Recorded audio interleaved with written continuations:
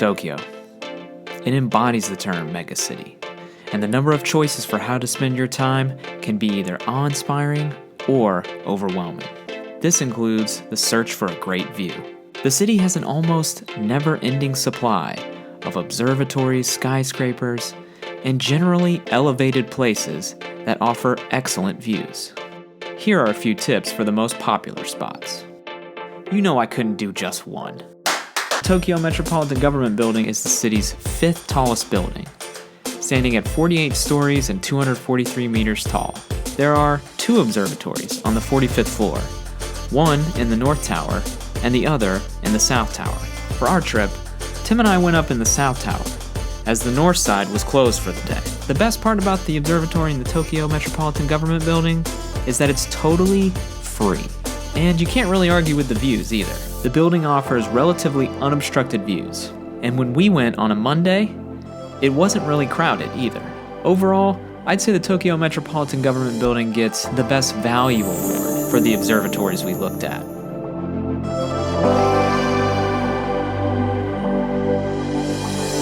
So one of the most iconic places you can go in Japan to get a good view of the city is Tokyo Tower. Now, it's no longer the tallest, with Tokyo Skytree being built a few years ago, but to me, it's one of the coolest looking, and so that's where we're gonna go up to the top of now and take a look. I should point out that because of construction, we were only able to go to this section here, and not to the highest section here. I would say it's probably best to check the schedule of any of the observatories you decide to visit. Sometimes they're undergoing construction or have events and close off certain sections. This happened to us a couple times. Tokyo Tower might be the most iconic building in the city. How are you supposed to get a photo of Tokyo's most iconic landmark if you're inside it? Actually, the main reason Tim and I came to the tower was to get a shot of it from the outside, lit up at night. Only after we were already there did we decide to go up. I will say that the night views from the observatory provided a unique alternative to the classic day view. Ultimately, I would give Tokyo Tower the coolest looking observatory award.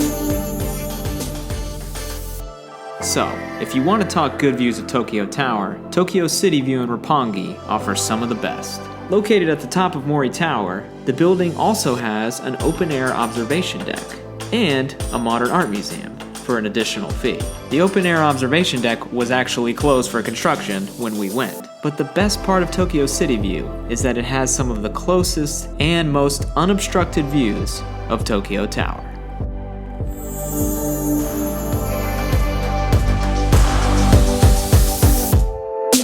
So now we come to Tokyo's largest observation tower, and that is Tokyo Skytree. I think it's one of the most recently built of all the observation decks. I'm really looking forward to it. Tim's been here before. Let's go check it out. Now, you've probably done at least a little research on Skytree before your visit to Tokyo. And let me just say, the view lives up to the hype. I've been up in quite a few observation decks throughout my travels, and Skytree has some of the best views of any of them. It costs a little extra, but I would highly recommend going up to the highest observation level. There, you get a true sense of the vastness of Tokyo. Even for a city of its size, you can see how the whole thing is connected. And all of this with Mount Fuji watching over you in the distance. How could I not call this the best view of the trip? Each observatory does have its own unique view. But if I could only do one, for me, it's gotta be Skytree.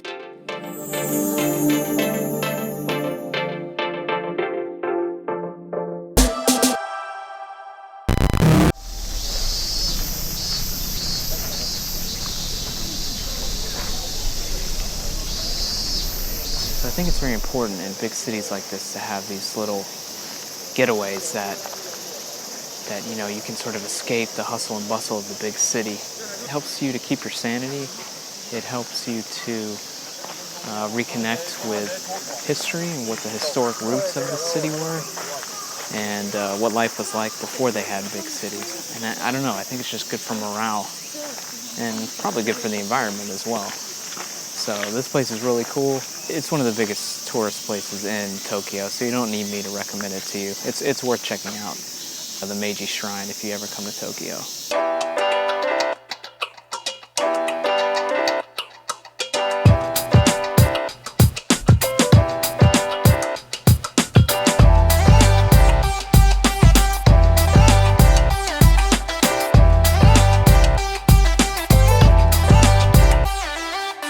Okay, so Tim and I have gone back to the hotel and changed a little bit because I didn't realize it was so humid in Japan and I was sweating my ass off. But now we're gonna try to do the last thing for today, and that's the famous Shibuya crossing, which is the most trafficked crossing in the world.